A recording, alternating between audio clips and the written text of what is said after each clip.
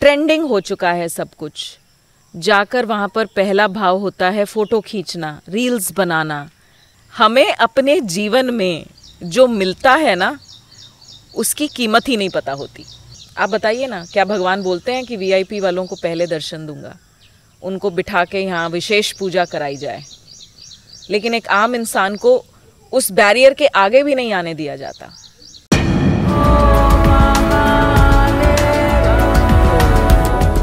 नमः पार्वती पतये हर हर महादेव।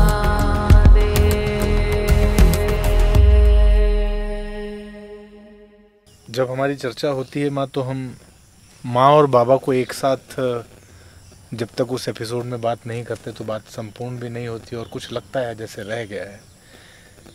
माँ की मर्यादा, माँ की तपस्या, माँ का मोल, माँ का भाव, ये शिव ने हमें, सबसे पहले शिव ने हमें ये सिखाया।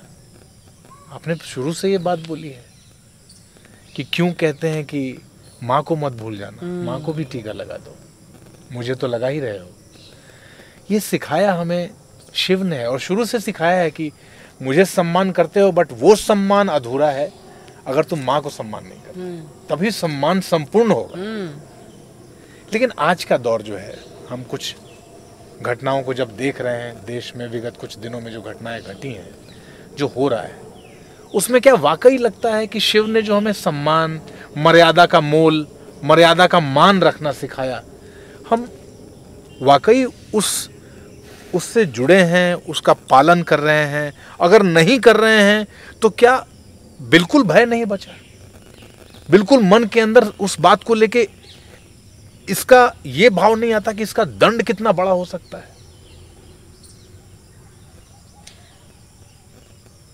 जो आज समाज में घटित हो रहा है वो निश्चित रूप से बहुत परेशान करता है, बहुत दुख देता है।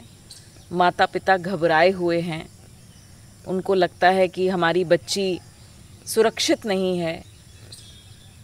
बहुत बहुत डर है समाज में। सही कह रहे हो तुम, जितना बड़ा अपराध उतना बड़ा दंड। लेकिन फिर बोलूँगी कि इसका क्रोध भी आता है, और क्रोध जायज़ भी है। और महादेव ने स्वयं बोला कि क्रोध किस पर किया जा रहा है और क्यों किया जा रहा है, ये बदलाव ला सकता है। महादेव भी तो स्वयं क्रोध करते थे। जब जब किसी पशु पक्षी की हानि भी होती थी तो भी उन्हें क्रोध आता था। लेकिन आज जो समाज इस तरह का होता जा रहा है, और शायद हम सब, पाप इतना बढ़ रहा है। देखो, भीष्म पितामह से उस युग में, द्वापर में, भीष्म पितामह से एक अधर्म हुआ जिसकी वजह से उन्हें पाप का भागी होना पड़ा।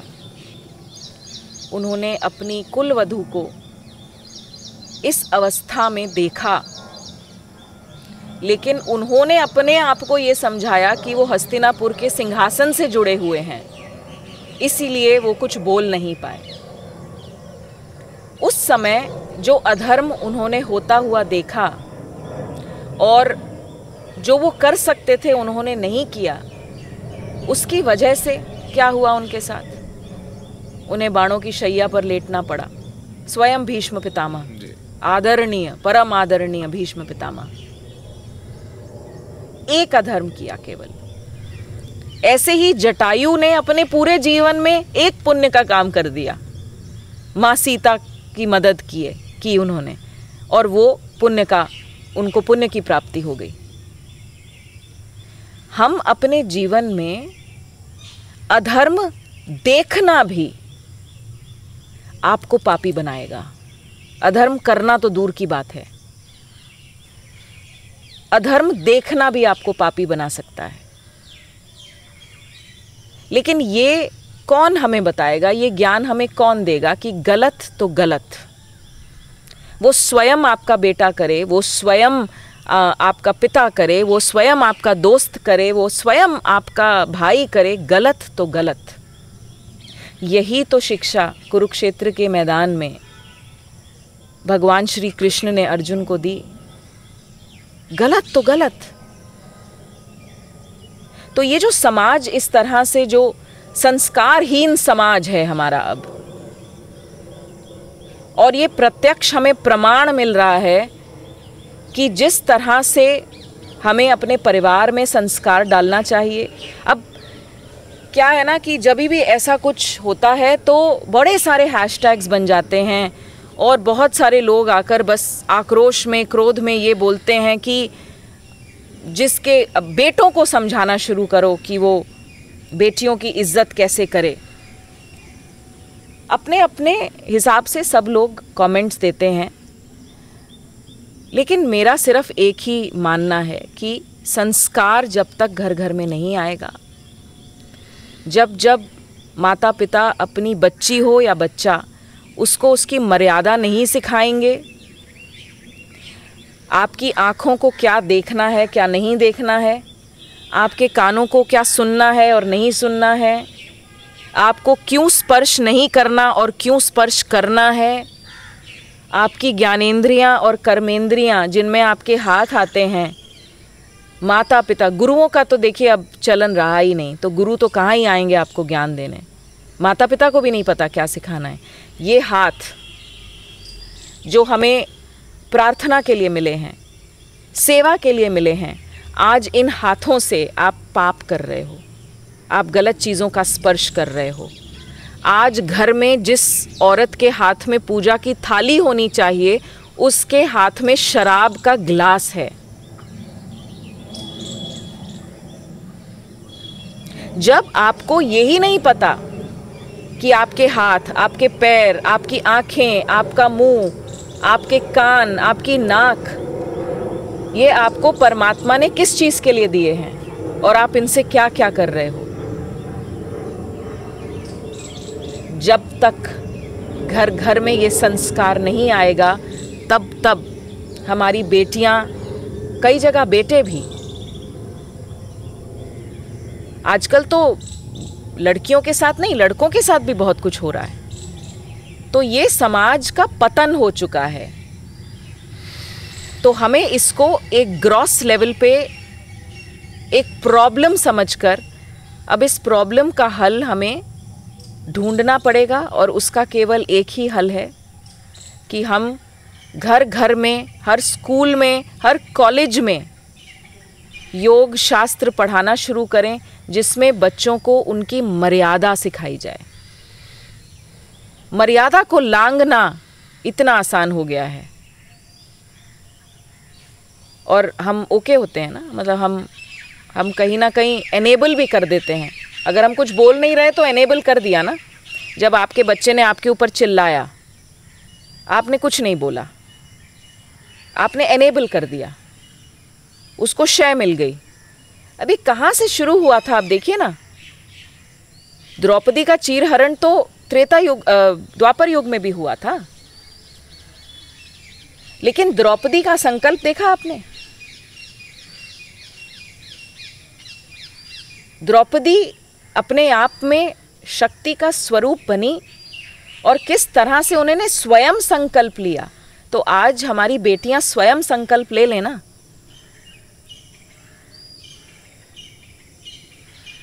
पर वो शक्ति, वो मानसिक शक्ति जो शारीरिक शक्ति से बड़ी होती है, वो तभी आएगी जब संस्कार होंगे।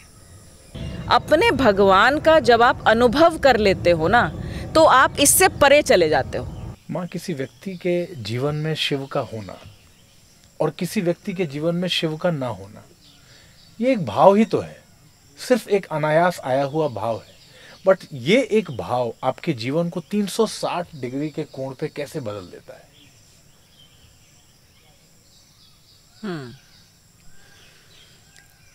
इसको मैं बोलूंगी, एक जीवन है शिवमय और एक है शिवहीन। एक ऐसा जीवन है जिसमें शिव ही शिव हैं, और एक ऐसा जीवन है जिसमें शिव होते हुए भी नहीं है। इसको एक कहानी के ज़रिए समझाती हूँ।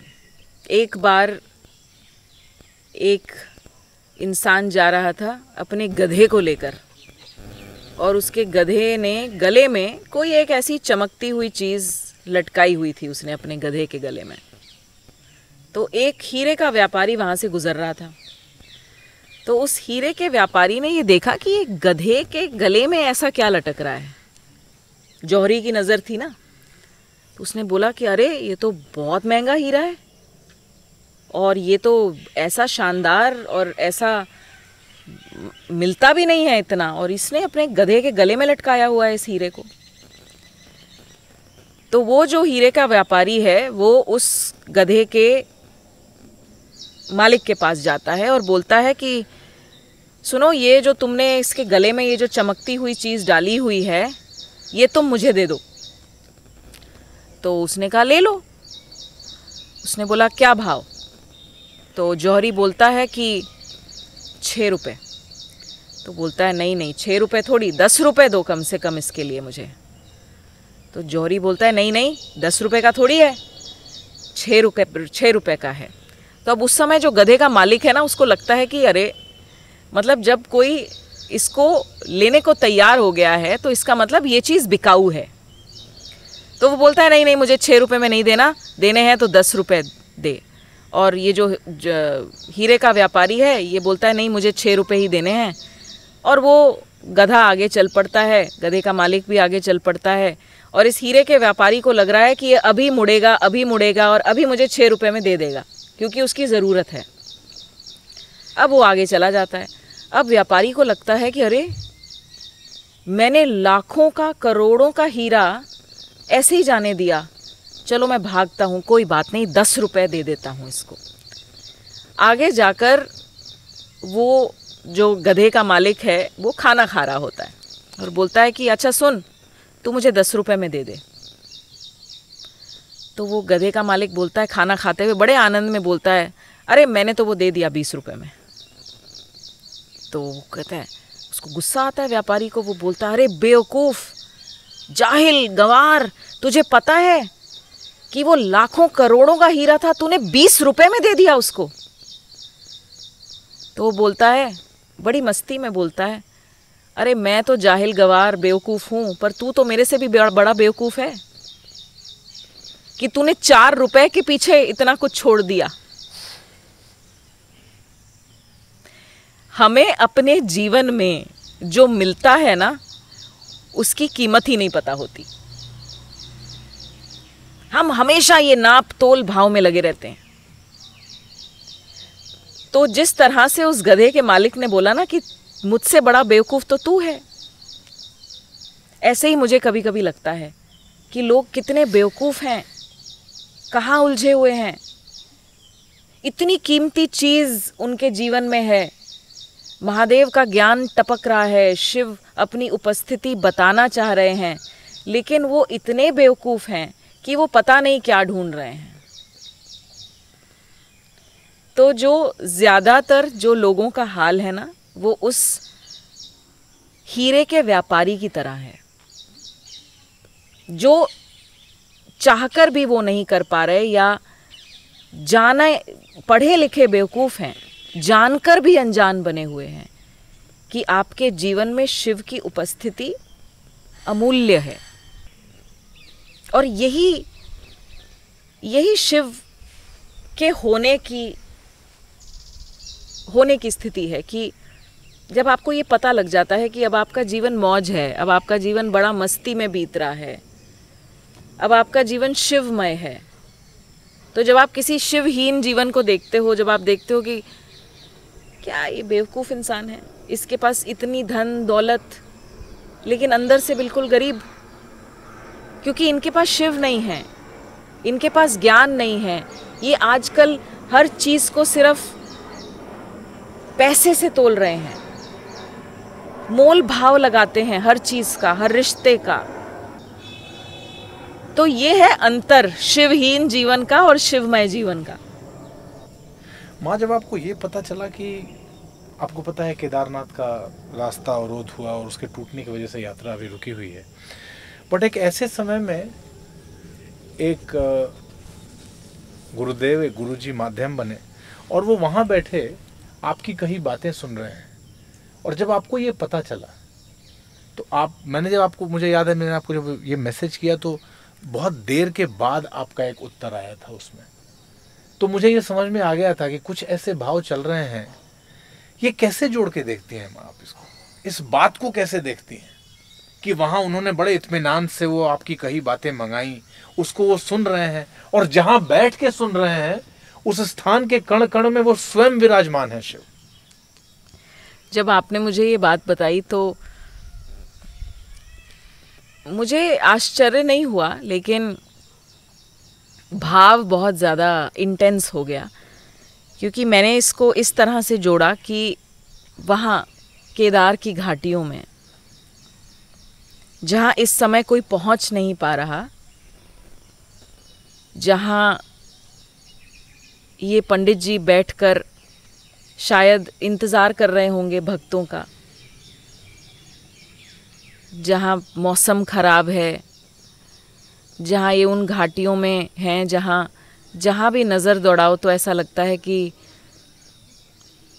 उनकी जटाएं फैली हुई हैं, जहाँ शरीर का तापमान और उनका जो बाहरी तापमान है उसको आप अनुभव कर सकते हो। तो मुझे लगा कि वो इस समय ये सुन पा रहे हैं, वो इस समय थोड़ा फ्री हैं, भक्त नहीं हैं अभी, तो वो सोच रहे हैं चलो सुन लेता हूँ कि ये क्या बोल रहे हैं। तो मुझे जो भाव आया वो ये आया कि इनको भी मज़ा आ रहा है सुनकर कि इनके बारे में किस भाव से बात की जा रही है। ये सुनते हैं, वहाँ तक, उस घाटी तक इनकी आवाज़, मेरी आवाज़, तुम्हारी आवाज़ पहुँच रही है। इस समय इनके पास थोड़ा समय है, थोड़ा विलंब है भक्तों के पहुँचने में, तो इनके पास समय है कि ये हमें सुन पाएं। तो बहुत इंटेंसिटी से मुझे ये लगा कि ये कोई संकेत दे रहे हैं, ये किसी बात का संकेत दे रहे हैं कि अब इस बात को हर जगह पहुंचाने की ज़रूरत है। मैं सुन रहा हूँ, तुम बोलती रहो, मैं सुन रहा हूँ, मैं पहुंचाता रहूँगा। तो मुझे जिस दिन तुमने ये बताया तो मैंने यही सोचा कि अब हमें क्यों चिंता करनी कि कौन इसको सुनेगा, कितने लोग सुनेंगे। जैसे पहली बार मुझे याद है जब मिलियन पे पहुंचा था तो तुम बड़े खुश हुए थे, हम सब बड़े खुश हुए थे कि माँ देखिए इतनी जल्दी 1 मिलियन हो गया, 2 मिलियन हो गया। लेकिन अब इस बार मुझे लगा कि अब ये बोल रहे हैं कि तुम छोड़ो, तुम इसकी चिंता छोड़ो, मैं अपने आप इसे हर घर तक पहुंचा दूंगा, बस तुम ये बात करो। मुझे अच्छा लग रहा है तुम जो बात कर रहे हो। तभी जब उन पंडित जी ने बोला कि मुझे स्टेटस लगाना है, तो उनके थ्रू उनको माध्यम बनाया स्वयं केदार बाबा ने कि मुझे सुनना है, तुम क्या बोलते हो। और शायद यही बात तो हम अभी आपसे कह भी रहे थे माँ कि संवाद जितना सहज होता है उतनी आसानी से पहुंचता है। आज के समय में मैं आपको कल एक बात कह भी रहा था, you know what I mean. No, I don't know what you mean. You know what I mean. बार बार बिना कहे, बिना संवाद के आप कैसे समझा पाएंगे मुझे कि मैं क्या कहना चाहता हूँ। क्या सिर्फ ये एक लाइन, तुम्हें तो पता ही होगा, मुझे नहीं पता, मुझे बताओ। ये संवादहीनता, अब मैं उस चीज को संवादहीनता से जोड़ता हूँ, कम्युनिकेशन गैप से जोड़ता हूँ, मिसकम्युनिकेशन से जोड़ता हूँ। कि वो कितना सहज संवाद सुन रहे हैं ना। हमारी कहे हुए शब्द, हमारे अक्षर जो शब्द बन रहे हैं, शब्द जो वाक्य बन रहे हैं, उन शब्दों का भाव उन तक पहुंच रहा है। कितना सहज है ना माँ, ये यात्रा कितनी सहज है। बट इस यात्रा में सिर्फ एक ये लाइन कह के आप सिर्फ बच जाते हैं कि you know what I mean. इसलिए हमने अपने पुराने एपिसोड में एक बात और की थी कि आज इनके पवित्र स्थानों पर लोग जा रहे हैं, क्योंकि सक्षम है तो जा रहे हैं। ट्रेंडिंग हो चुका है सब कुछ, जाकर वहाँ पर पहला भाव होता है फ़ोटो खींचना, रील्स बनाना, सबको दिखाना कि मैं यहाँ पहुँच गया हूँ या पहुँच गई हूँ। पर वहाँ हम कितना अनुभव कर पा रहे हैं उनका, ये कोई नहीं दिखा रहा, या ये क्योंकि जो अनुभव कर रहा है उसके पास तो समय ही नहीं है ना रील बनाने का। जो अनुभव कर रहा है उस समय, जो शिव के सामने बैठे हैं, जो आपको वो भाव ही याद है, मैंने बोला था कि वो भाव कि उन्होंने आपको क्यों बुलाया है जी, वो आपसे मिलना चाह रहे हैं और आप उसमें विलंब कर रहे हो। आप बाहर रुक गए, आप फोटो खींच रहे हो, रील बना रहे हो, बनाओ, अपने आर्काइव्स में डालो उसको, कोई दिक्कत नहीं है। लेकिन वो नहीं, जैसा मैंने अभी देखा कि टीवी पर ही लोग जल चढ़ा रहे हैं। अंदर अगर बाबा का जलाभिषेक हो रहा है तो बाहर जो टीवी रखा है उसी पर ही लोग पानी फेंक रहे हैं। ये तो ना ज्ञान में है और ना भक्ति में है। ये क्या है? ये क्या है? ये ढोंग है, ये आडंबर है। और मैं तो कुछ हद तक मानती हूं कि ये वहां बैठी उस शक्ति का अपमान है। खाना पूर्ति भी है माँ, कि हम आए हैं तो बस ये खाना पूर्ति करके चले जाए।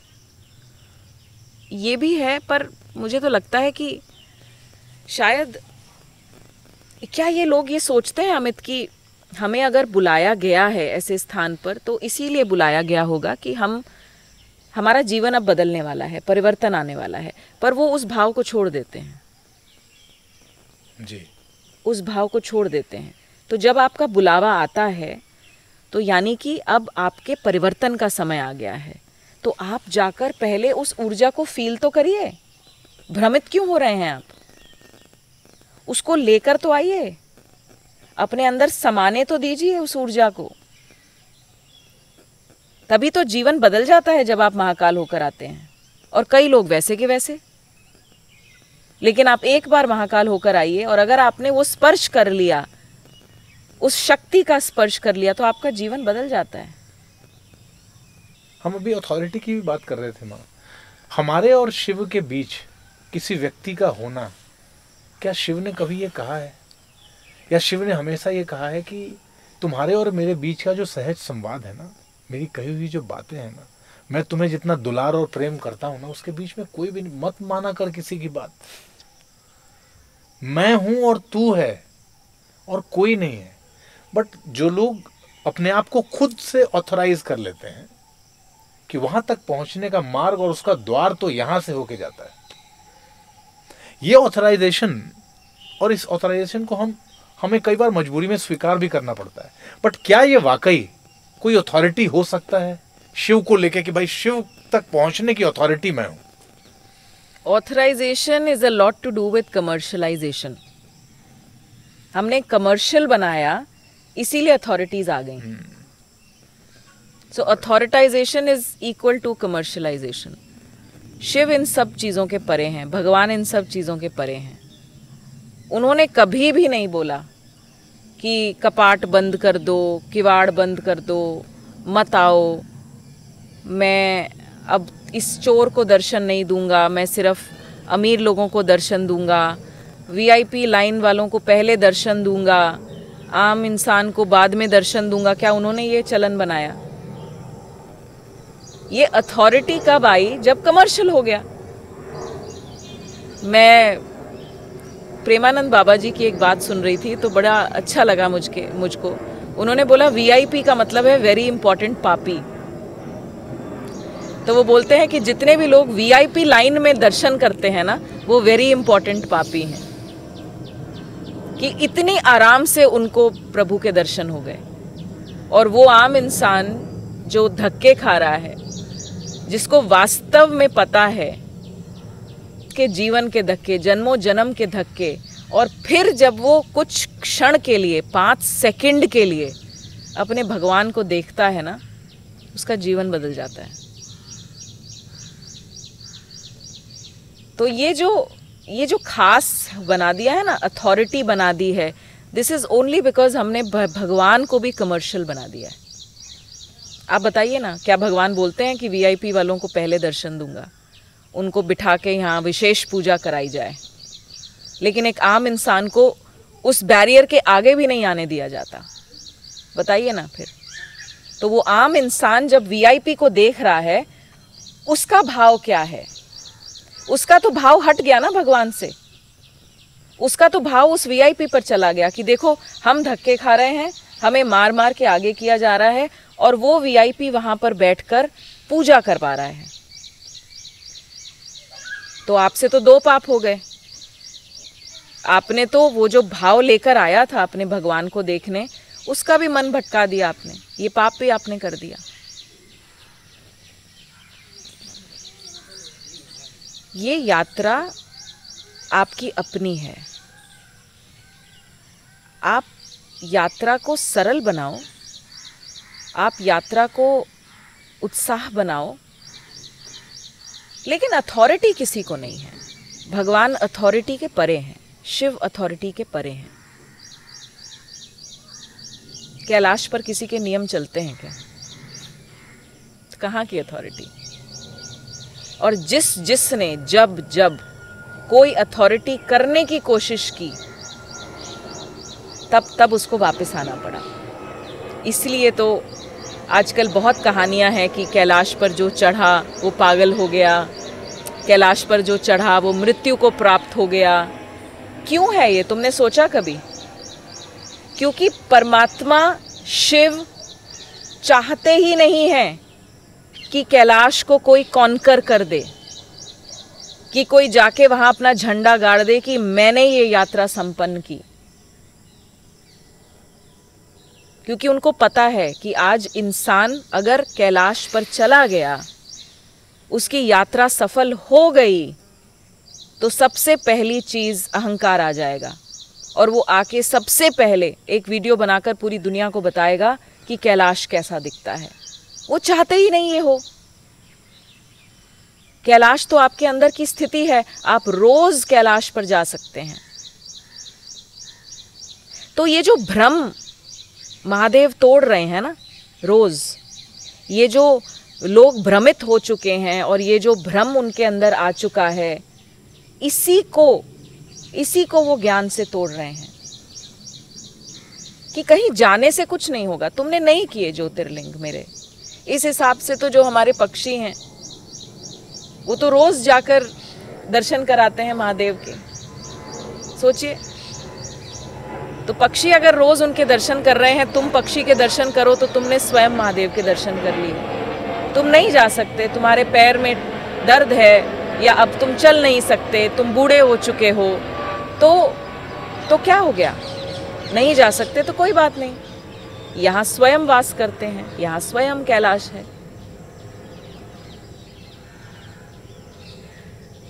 भक्त का पर्सपेक्टिव बहुत अलग होता है अमित। भक्त तो कहानियां ही बताता रहता है। भक्ति रस तो बहुत अलग है। इसीलिए तो हमेशा कृष्ण और उद्धव के प्रसंग में हम देखते हैं कि उद्धव जी कहते थे कि ज्ञान बड़ा, और कृष्ण कहते थे कि प्रेम बड़ा, भक्ति बड़ी। और अंत में उद्धव जी को मानना पड़ा कि प्रेम से बढ़कर, भक्ति से बढ़कर कुछ नहीं है। तो यही है, बस इतनी सी बात है। इसमें कोई बहुत लंबी चौड़ी साइंस नहीं है। एक बात पे आपका पक्ष जानना चाहता हूँ। ये अचानक से ये प्रश्न आया मेरे मन में माँ, कलयुग के जिस दौर में हम हैं, जिस एक्सट्रीम पे हैं, आप आज की स्थिति हम सब देख रहे हैं, हर माध्यम से, सोशल मीडिया के माध्यम से, टीवी के माध्यम से हमें पता चल रहा है कि समाज हो कैसा गया है, समाज में हो कैसी चीजें रही हैं। हर आदमी एक दूसरे के लिए राक्षस हो चुका है, उसकी सोच राक्षसी हो चुकी है। घर के रिश्ते, हर एक घर आप उठा के देख लीजिए, किसी घर में शांति नहीं है। और ये समाज जो एक अलग तरह के एक विकराल रूप में जा रहा है। तो हम हमेशा पढ़ते थे कि एक अवतार लेता है कोई, किसी का जन्म होता है, जब किसी चीज की पराकाष्ठा होती है तो किसी का जन्म होता है। आपको लगता है माँ किसी का जन्म हो गया है, या कोई जन्म लेने वाला है इन सब को संतुलित और नियंत्रित करने के लिए? वापस उस दौर को लाने के लिए जिसकी हम बातें करते हैं सिर्फ, बट उस दौर के बारे में सोचते नहीं। देखिए, शायद इसीलिए कल की अवतार की भी बात हो रही है, और यदा यदा ही धर्मस्य, स्वयं श्री कृष्ण ने भी बोला है कि जब जब धर्म की हानि होगी तो मैं ज़रूर जन्म लूँगा, और हर युग में उन्होंने लिया भी है जन्म। अब कल की अवतार आ चुके हैं या आने वाले हैं, या अभी हमें और बहुत कुछ देखना बाकी है? क्या कोई ऐसा समय आने वाला है कि हमें अपने ही घर में रहते हुए डर लगेगा कि हमें कोई मार ना डाले? क्या ये भी, अभी हमें समय बहुत ख़राब लग रहा है, लेकिन आगे आने वाला समय कैसा आएगा अभी नहीं पता। अवतार कब लेंगे भगवान, इससे ज़्यादा सोच हमारी होनी चाहिए कि हमारे अंदर अब ज्ञान के माध्यम से, भक्ति के माध्यम से क्या अवतरित हो चुका है। अवतार यानी बदलाव। हमारे अंदर जब कृष्ण की ऊर्जा जन्म लेती है या शिव की ऊर्जा हमारे अंदर जन्म लेती है, तो हमारे अंदर भी वो अवतरित हो गया, तो हम भी परिवर्तन ला सकते हैं समाज में।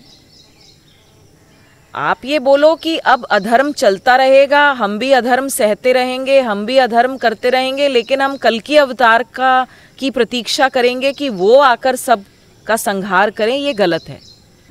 फिर ये कुतर्क और तर्क की बात हो गई कि क्या वो आ चुके हैं या वो आने वाले हैं।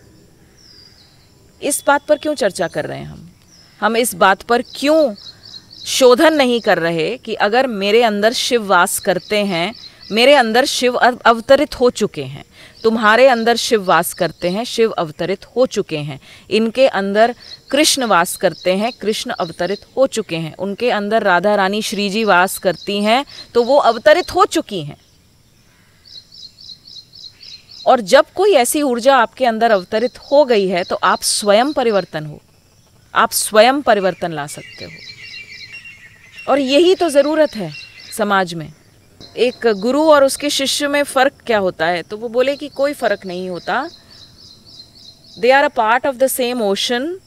कई बार मुझसे पूछते हैं कि अरे माँ पार्वती ने शिव को ही दान में कैसे दे दिया।